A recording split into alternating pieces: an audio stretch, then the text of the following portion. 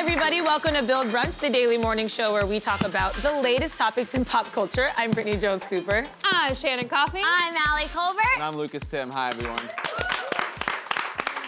Guys, let's start off the morning with a little morning pop. The Jonas Brothers documentary is in the works at Amazon. Game of Thrones Season 8 trailer has finally arrived, guys. And Jersey Shore's Sammy Sweetheart is engaged. Woo! But first, obviously, R. Kelly has been a topic of conversation for the past couple of months, and he wanted to go on TV to tell his side of the story, and he did that this morning. Let's take a look at what he said. I didn't do this stuff. This is not me. I'm fighting for my life. Y'all killing me with this. I gave y'all 30 years of my career. Robert. 30 years of my career. Y'all trying to kill me. You're killing me, man. This is not about music. I'm trying to have a relationship with my kids, and I can't do it. Y'all just don't want to believe the truth. You don't want to believe it. At this point, we briefly pause the interview to give Kelly a moment. His publicist helped calm him down. I hope this camera keep going. No, we're going to let the camera keep rolling. This is not, doesn't even make sense. Why would I hold all these women? Their mothers and fathers told me, we're going to destroy your career. And the Oscar goes to? Robert. Yeah, it's shocking now that he suddenly cares about spending time with his children, because he definitely wasn't thinking about his children when he was in the same house as them, in the basement, molesting people who were the same age as his children. Yeah. I do not have any patience. I do not have time for this. I will not watch this interview. I do not think this person and any predator who's been in such a position of power deserves this platform, this time. He has 1.3 million followers on his Instagram. If he needs to make a message, he can make it there. We do not owe him time, okay? For the past 2 decades, this idiot has monopolized our attention, and he's had a one-sided story, so we really don't need 2 sides of the story now. He's been saying this for the past 2 decades. So this story hasn't changed. He's gonna cry a river. I just want time for his victims. Fuck R. Kelly. Like, bury his ass. I completely agree with that. I'm so done with him. I'm so done with him. I'm so over it. I'm so over it. I'm not interested in like Gayle King being like raised up now as if she did something amazing by having on this fucking predator. Though I do love when she mocks him. Yeah, like, Robert. And also like, when he goes like, some are older, some are younger, and she goes, well, you were older, they were younger. Yeah. She kind of does mock. And here's the thing, like I went to journalism school. I definitely think that it is a responsibility of at least the 3 big networks, NBC, CBS, ABC, to be as objective as possible. And I do think this man, he is a predator. We know that, we've known that for decades. But in the last couple of months, he has been attacked in the press. And I do think that it is fair to give him an opportunity to address those attacks. For me, it just gave him another opportunity to put his foot in his mouth and to show how much of a liar and manipulator he is. To me, it did not do him any favors, and I think he has to deal with the trial coming up, and this is not gonna help him through it, and I do hope they put him in jail. But I will say, like, I respect Gayle for sitting there and taking it, and as a journalist, I thought she did a really good job, and I thought she was poised and prepared, and she was really persistent with him and pushed him on bullshit that he likes to spew. So for me, I have watched several parts of the interview, and he's just really frustrating. Yeah, to me, it just felt like the same note. It's kind of like when you're writing a sketch and then you want to like cut the last 2 pages because you're not getting anything new and no new information came from this. No. Nothing. She didn't push him to a new point. He just kind of groveled and cried like a man who's guilty, which he is. But I think watching somebody sidestep the truth doesn't help their case. But and that's what he did the entire time. I think that's wishful thinking. This isn't the first trial he's been on. Last time we literally had videos of him pissing on a child's face and he didn't get locked up. Last time he did interviews, he did the same stuff. Now it's maybe a little bit more heightened because now he can cry about his not being able to see his kids. At the time, he was still in a relationship with his wife and still saw his kids.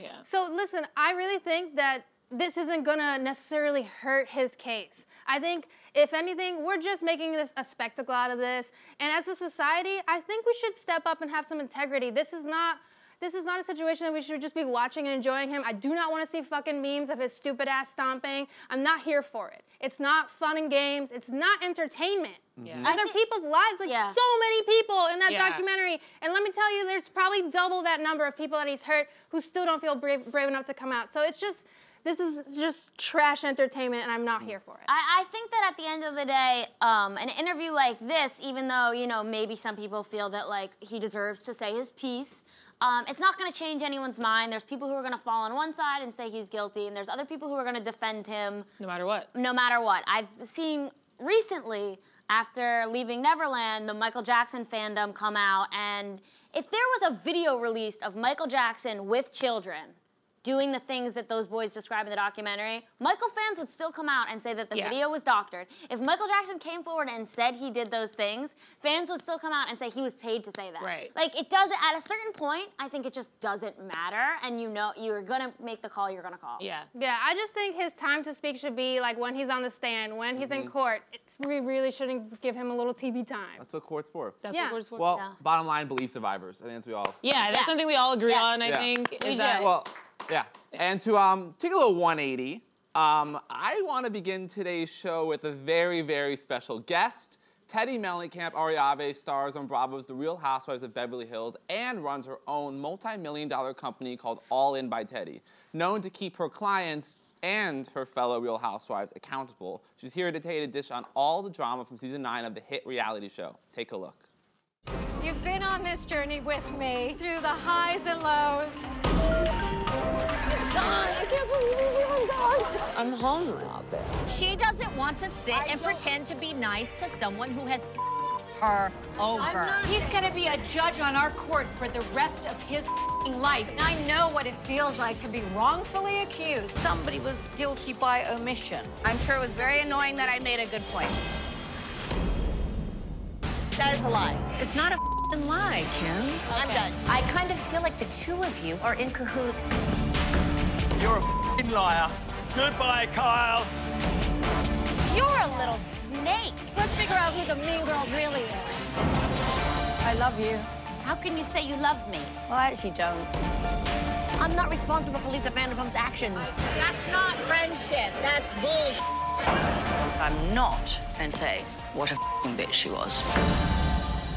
Everyone, please give a warm Bill Brunch welcome to Teddi Mellencamp Arroyave. Hi! Teddi, I am so honored to have you here, especially after last night's episode. Oh, well, you know. that was a doozy. And what we love about you is you're not afraid of hard work, but you'll never do someone's dirty work. Where did you hear that? Where did I hear? That's what's tagline. Let's just dive right into it. Okay, go for The it. dog drama. So, if you've watched, you understand Dorit adopted a dog from Lisa Vanderpump. She gave it away. It got to a pound. What went through your head when you kind of realized that Lisa Vanderpump was playing you as a pawn in a larger game? You know, the thing that I think a lot of people have gotten confused, they thought the like aha moment was when I was with Lisa Rinna in the Bahamas. But no, the aha moment was when I was in Vanderpump Dogs and I saw Lisa Vanderpump start acting. Right. And I was like, hold up, something's going on here. Like, your guys called me. I know that you're on multiple phone calls. Like, hold on, let me check with Lisa. Let's see what's going on. And now I don't want to talk about it. And I realized, okay, one, my hands aren't clean in this. Right. But also, why am I doing this? Right. Really, why am I doing this?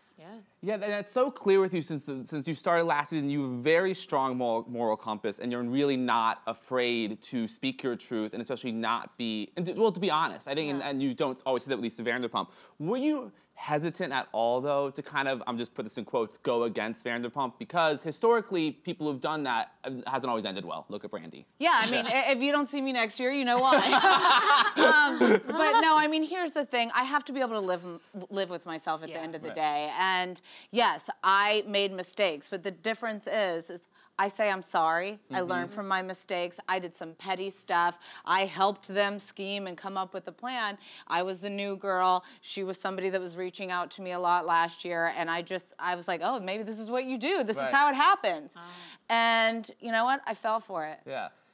But I couldn't, you see me not being able to go through with it once we're there. And you're very honest, which I appreciate, especially on this show, but also what I love when housewives present texts. And last episode, we had 2 examples of texts. You presented one showing your side, and then at the end, Ken presents his. I know you can't reveal everything. Right. Because next week's but can you speak to, because, you know, we see basically the episode ends with editing-wise, it's like, oh no, Teddi is the one line. Yeah. Can you speak to that at all? I can't give away any story, but obviously they're only showing a portion of the text. Right. I had endless phone calls, endless text messages that are going to show exactly my point. You have to tune in to watch. I'd love to be able to say, I'm going to tell you every little detail now and clear my name. Right. But I mean, yes, I did things I regret. I own those things, and that's why you can move forward in friendship and in life. But if you can't own any of the things that you do wrong, that's why, you know, I don't have a relationship with Lisa Vanderpump anymore. Right.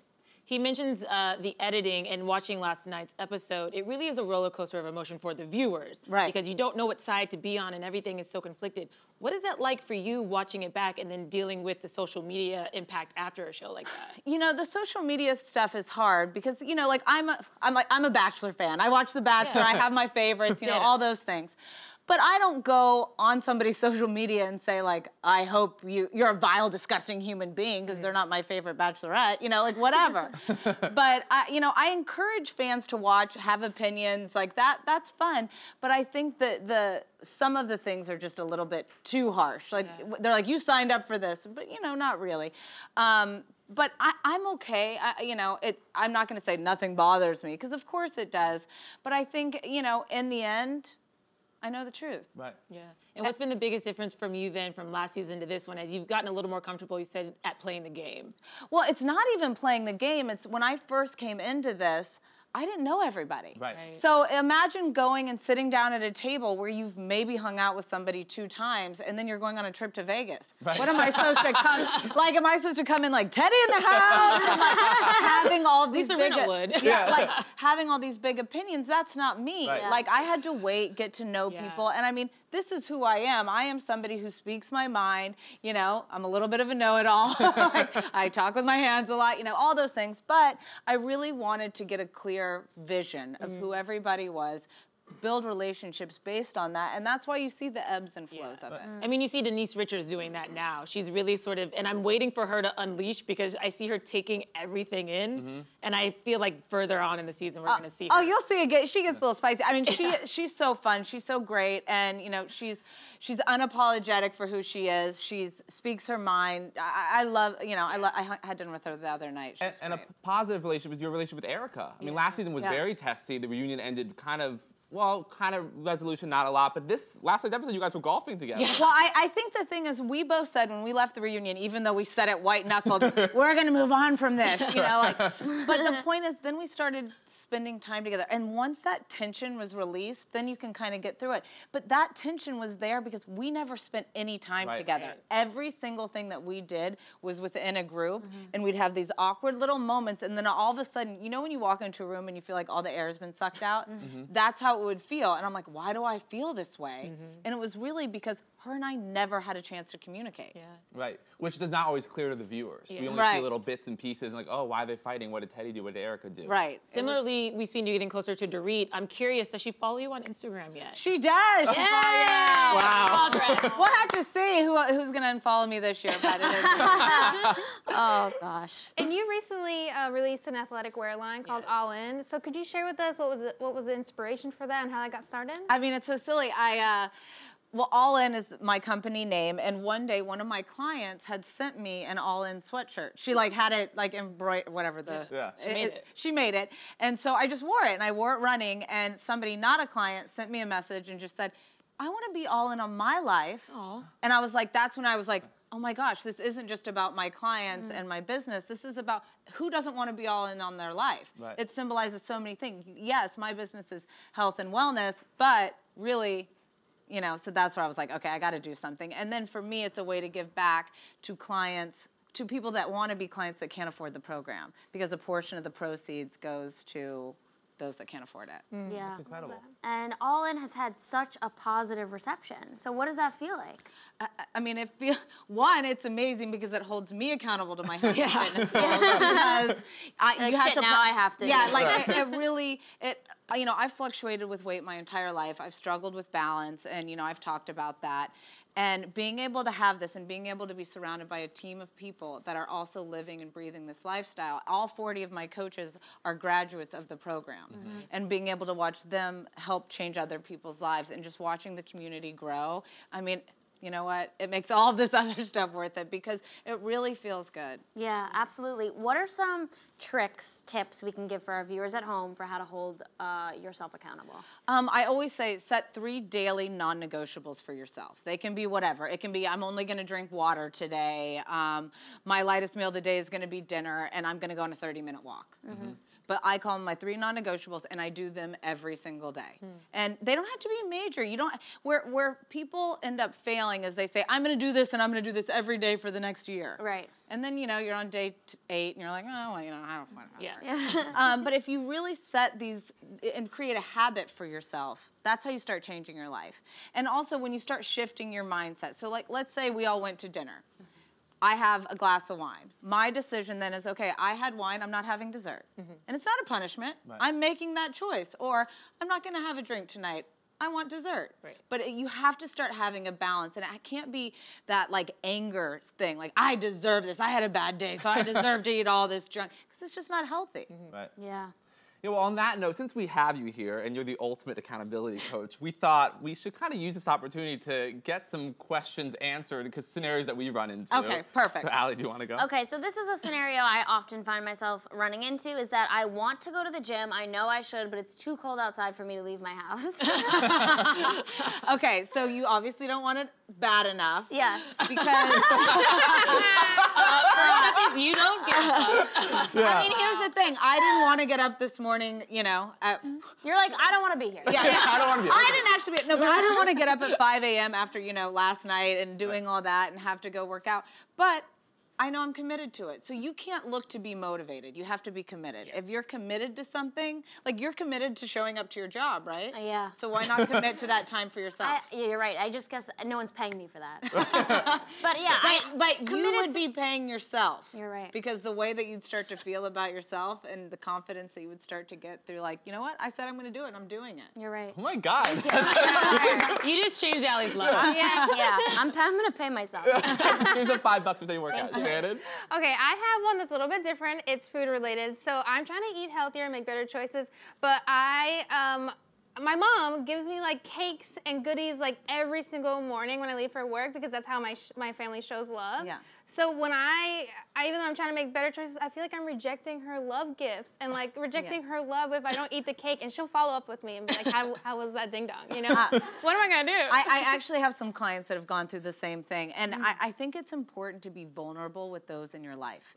Like say, hey, listen, Mom, I love you and your snacks or your cakes are amazing and I've appreciated them forever. Can you respect me for a little bit and understand that I'm trying to make some healthy changes in my life and it's not about you, it's really about me? Because what happens is I eat them and then I feel bad about it and it's taking me down a downward spiral. Is that okay, Mom? Like, I love you. Yeah, that's You know, like, go in. Yeah. Don't wait and make an excuse for it. Go in and just be open That was and beautiful, honest. Teddy. I'm just gonna clip that. Just hope your But I mom's think watching. everybody's so scared to be open and honest with Yeah. people because you don't want to disappoint them. But what disappoints them is to tell them stuff they want to hear, not what you need. Yeah. Right. Vulnerability is powerful. Yeah. Very. And Teddi, I can't begin to describe how happy I'm going to have you here today. Thank you so much for being here. This was so much fun. Thanks, guys. You can learn more about Teddi's various businesses at allinbyteddi.com and be sure to catch The Real Housewives of Beverly Hills every Tuesday at 9 p.m. on Bravo. Woo.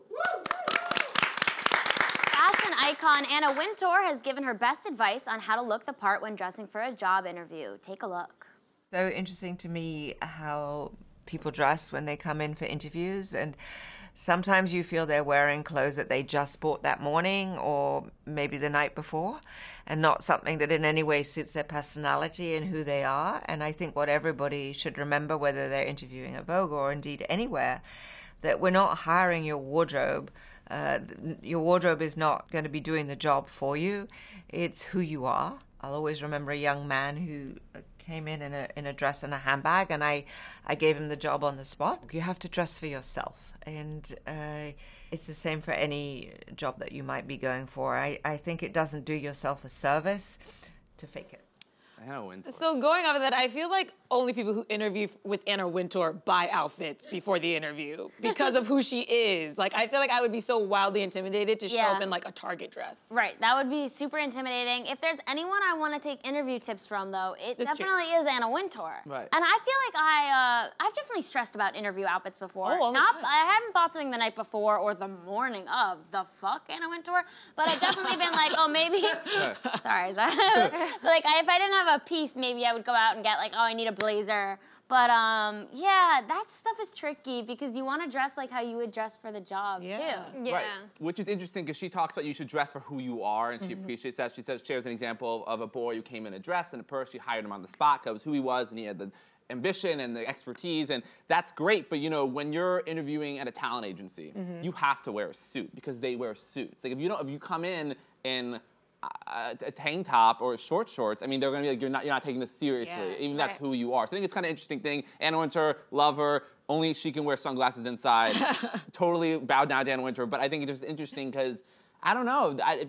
You can't just wear anything you want to any place. I know, it's tough, especially in the fashion industry. I always find so intimidating because I'm not somebody who necessarily expresses herself through my clothes. I find that to be a lot of pressure. And so I usually dress in an understated way. Like in an interview, I'll just wear like a simple shirt and some nice dress pants and like nice heels. And then I'm listening to her, I'm like, well, maybe I should like be more expressive. But then that's like, it's a lot of pressure. Yeah, what to wear. Yeah, it's definitely more her industry specific. Yeah.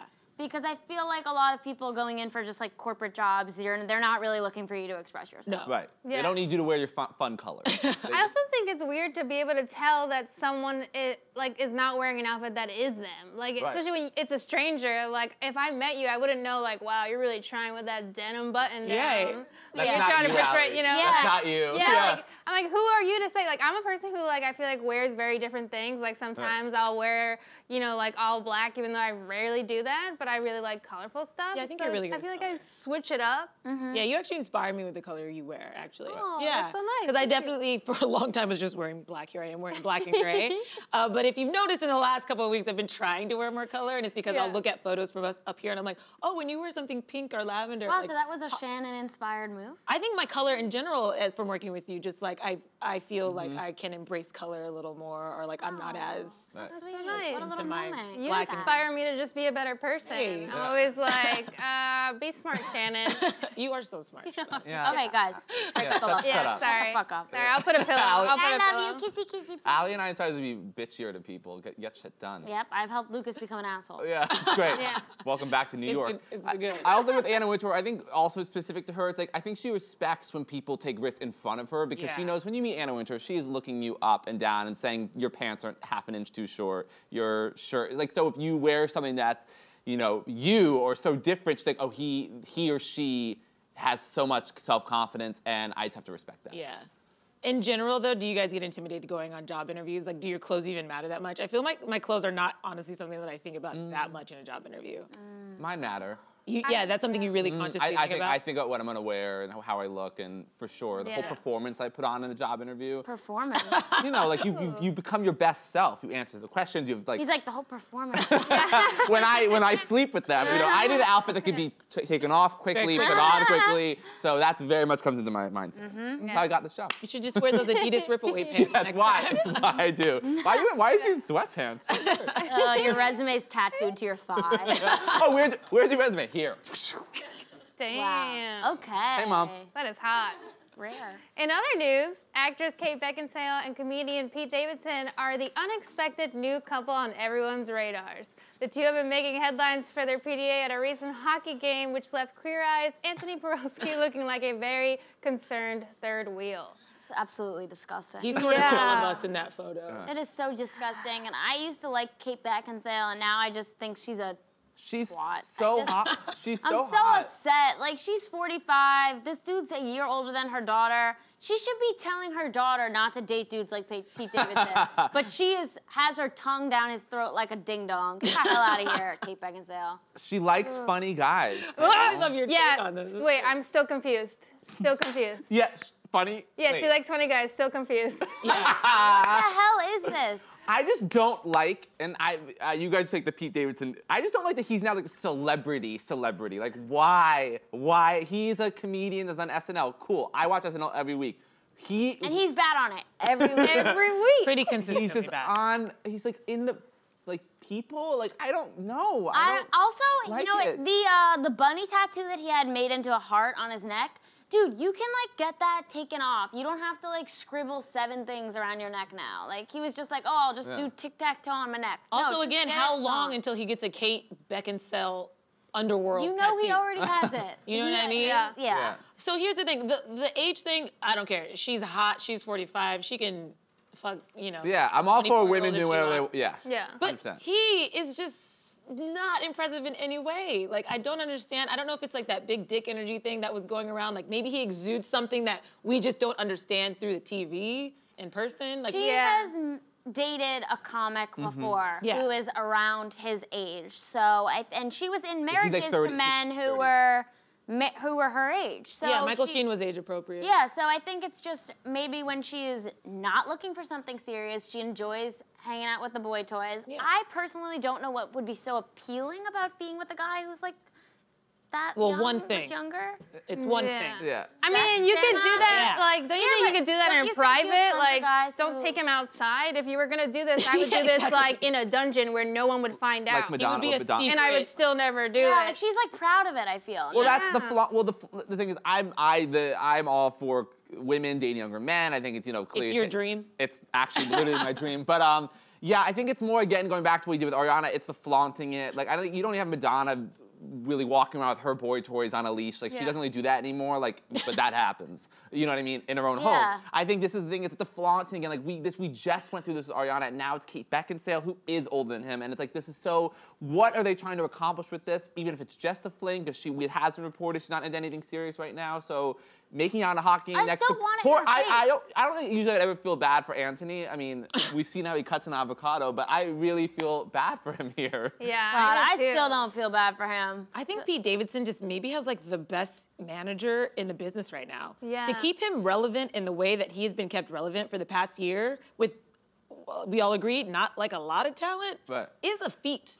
Yeah. His management. I think he's good at stand-up. Also really didn't like, after him and Ariana broke, the way he handled that situation and the comments he made about her and like the conversations he had very publicly with people, I thought were really gross. Like when he was like saying, like him and his friends were talking about like, who taught Ariana to take the D? I'm like, that's disgusting. Like if you were in a relationship with someone, I hope that you respect them enough to not be like that. Yeah. He did that. He did that. He had the super public Maggie Rogers comment on SNL, and it's just like, I understand that comedy is your vehicle for handling these things, but airing all of your dirty laundry out in front of everyone is so immature. I mean, he's my age. He's a young guy, so I kind of get it I get him totally with Kate Beckinsale. If Kate Beckinsale came up to me or almost any guy, like, you would never say no, but or any woman. Any woman, any person. It is. So I get it. It's just more he can be smarter about this a little bit. I think we're just annoyed by him. Right. I think we need a break. You know who else was at the game? Was Rami Malek was at the game too. There's like there's a lot of people that we're having trouble relationships with right now. That was a bad game.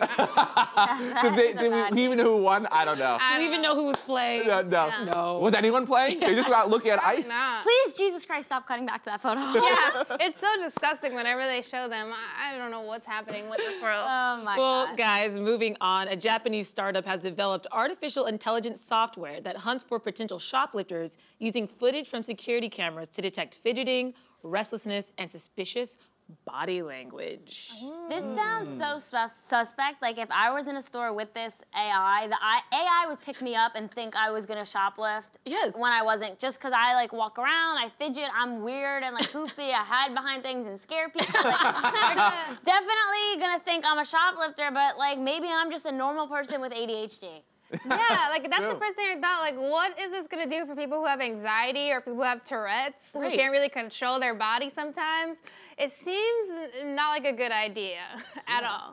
No, I'm gonna pull the race card on this one. I'll get followed around stores if I'm in certain neighborhoods often. And to me, this is like another excuse for people to harass me. Beef. It's just so funny. I know, but for me, it gives them like another opportunity to harass you for doing nothing wrong. Totally. You There's know what I no mean? way to spot a shoplifter in advance? No. Like, what the fuck? What? I'm also, of all the crimes to spend your energy on, like shoplifting, I understand that there's a loss there, and it could be like $2.9 million of what it takes. $34 billion entire But like, industry. literally, like most people who shoplift are shoplifting because they really need it. It's a lot of teenagers who come from low income. I love Shannon's heart. Yeah. I know, like honestly, whenever I've seen someone shoplifting, I don't know about you guys, but it's always someone who's shoplifting something like deodorant, and I'm like, honestly, if that kid is stealing that, I am not gonna draw attention to it. Bless their soul. If I wasn't gonna scare them, I'd try to buy it for them. Bless their stanky pit. Right. Yeah, I mean, I know. I got BO 24/7. I'm with you, little one. That's on a one-on-one scale. I do think there is a bigger issue. Like when you go into the CVS and they have like the detergent locked up and deodorant, because people will take that and resell it. It's crazy. So I think that's like a much higher level problem that they need to rectify versus, like, this is not the answer. I don't think. Have you seen, this has been called out before, where they have like all the whole aisle of hair products and only like specifically the black hair products have the thing, and you're like, wait a minute, but this stupid Dove's like whatever, you're like not scared of that getting stolen? Absolutely. Interesting. Yeah, no, the amount of times you have to call someone to help you get something at a CVS or a Walgreens or whatever is annoying. I will say though, I totally agree with this, because as someone who takes forever to shop and always can't make choices, I feel like I would be targeted too as well. But I just think though, I mean, I remember in high school there were these like rich girls in my high school that would shoplift for fun. Oh yeah. So those bitches deserve to get caught. So if this robot could just specify, Well, they weren't shoplifting from like CVS. They would like go to J. Crew and steal $15,000 worth of clothes. Maya. Yeah. Yeah. Wow, you called her by the name. Is that AI robot's gonna find Maya? Yeah. Maya's gonna Cold alley. Yeah. I was gonna use a journal story about it. We had a store called Von Mar, which was like the nice store in Omaha, and I had friends who would go steal jeans that were like $150 pairs of jeans. Yeah. I'm not gonna say her name though. Okay. Maya. Let's just blame Maya for everything. Yeah, Maya, Robert. This thing, though, is starting in Japan. It's going to grow in Japan to 200,000 stores by the next 3 years. I mean, AI technology is already in stores. Like, I know, like, they can, like, Sephora looks at your face and tells you what you need, which I actually think is really creepy because, again, if you watch Westworld, you know, they're collecting data and they're going to make robots look like you and take over the world. But... yeah, it's another job. John Oliver just talked about last week tonight, like that they're just a human could do. I don't, like, you know what I mean? We don't, I like the security guys just stand there at J. Crew and they're like, hey, what's up? They're and not doing enough. I guess not. Those people aren't doing enough. Clearly, the people at Dwayne Reed Security aren't doing enough if $32 billion worth of stuff is getting stolen. They're also not getting paid enough to play cops. That's the thing. A lot of those people are getting paid pennies. So honestly, I wouldn't put my safety on the line to confront someone, and you don't know what they're going to do. Body wash? Yeah, I'm like, take the body wash. Again, if you need it, I would rather use this technology for people getting followed on the streets or assaulted, something like that. Like, we're still in the day and age where, like, you're in an elevator, you get assaulted, and they're like, oh, the camera was broken. Yeah. And you're like, what? Exactly. Yet we're profiling shoppers just on the regular now for stealing minuscule things. Like, it doesn't seem, I mean, good luck with this. It doesn't seem like it's gonna take hold though. Yeah, good luck with this crap. Yeah. But free Maya. Free Maya. Free Maya, really. Maya's now facing charges. This Japanese robot is hunting Maya down as we speak. Maya. Seriously, it's coming for her. What's the statute of limitations on shoplifting? I don't know, but it's been 10 years. Is she a might mom be now? good. No, she's not a mom now. Not that I know of. Too busy. Stealing. The J. Crew thief. Yeah. Oh my God, I can't wait to look her up online. I'll show you her. Everyone you talk about, I love looking up her like, That's Maya. Well, a new viral challenge has taken over the internet, the Vans Challenge. The trend is people throwing their Vans sneakers in the air in an attempt to prove that shoes always land upright. Wow. Like, everything's so dumb, I think. Right. I know, but like, I was ready to call this dumb, and then I watched that video, and I was like, wow, they did all land face up. Why did they land? I don't know. But this is just like, look what we're doing today. Like, we had this like big-time pedophile predator on CBS, and we're all just like throwing our Vans down steps, and like, look, they land upright. And we're all just like, dumb. Like, we're just looking for joy wherever it can be found, goddammit. We're just like spilling body wash and throwing our shoes. There's also the cheese challenge. The cheese. People are taking American cheese and just shoving it in their kids' face. No, throwing it in their baby's face. I love this challenge so much. I'm also like, Chrissy Teigen tweeted this, but I'm also a little bit like, that poor baby is so in love with you, and you just throw a piece of cheese in their face. It's so cute. It is very cute. Wait, where's the video? I want to see the video. Here we go. I love that. Look at his little face. Oh. Oh. He's just like, Look how she's happy. Watch her. She's like, oh yeah. Let's throw talk that in cheese. 10. Cheese, cheese, cheese. Let's talk in 10 years when. But then she's confused. Let's talk in 10 years when they tell their therapist they have memories of a yellow object being thrown at their face by their parents. There's gonna be a documentary that comes out in 20 years, The Cheese Kids. Yeah. Oh my God, babies are so stupid though. They love this. They love when you like throw like a feather Look in their at the tear on his face. eyes. Like, they're just little. Yeah, he's just worried about regaining vision in that other eye. Yeah, I feel like the way their faces react, it's like they're like, is this what life is gonna be like now? Like they don't know if the cheese is ever gonna get off Totally. their face. They like immediately surrender to being blind. Yeah. No. That's what babies feel like. This is it. Like, this is my life. Even that little girl was so excited. She was like, throw it, throw it, throw it. And then he threw it. She was like, what happened? She was like, I'm blind now. Oh no. Babies are cute. I love when you feed babies and they just like immediately spit up the food. Yeah. Like, this is about my dog, but my dog is my baby. Like, I'll give my dog treats and my dog will take it in its mouth and then just go, and then the treat will just fall out. And I'm like, I love that about you. Like, anyways. I was just waiting for you to bring that back to babies. Weird challenges. Weird challenge. The world's a weird place right now. A lot of things are happening. There's documentaries happening. Stuff's happening in our government. What? And lucky for you guys, we get to sit here every day and talk about it. Yeah. Wow. Do you think those vans were designed so that when you flip them over, they land that way? That's a good question. Has Vans made a public statement? Dude, man, I don't know. Vansgate, we gotta find out. gotta Here's find- the thing, Vans are notoriously, those are skater shoes. Right. So I'm wondering if there's a certain aerodynamic Or- that Yeah. is Ooh. kind of Ollie. allowing for that ride technology. Right, like some air pockets that keep it balanced. But wouldn't it be like weight in the heel or something that would turn Weight it? in the heel. Yeah. But they have they're those- going skating, they're not doing drag. But you know what? Wait, this challenge is also happening with Crocs. And Right. Crocs are definitely not good for skateboarding. No. No. Crocs are not good for anything. But I'm with Allie. The soles of Vans are so heavy and thick, and maybe that was something that's That's good what I for was saying. board. Oh, is that what you said? That's what I was saying. The heel, something with the sole. Okay. That's what I meant. That's Whoa, what I meant. calm down. Wow. Whoa. Someone's I'm the freaking out Vans about specialist. I know about Vans. I skateboarded once. I have a skateboard. This is the most pressing issue You facing our can't have country. Real Housewives, Game of Thrones, and Vans. Yeah. Fine. And Harry Potter. And Harry Harry Potter, Potter. you I almost freak. said Hogwarts. And can I get health care too? Not in this country. Nope. But But Well, guys, that's all from us. We'll see you tomorrow, same time, same table. Bye, everyone. bitches.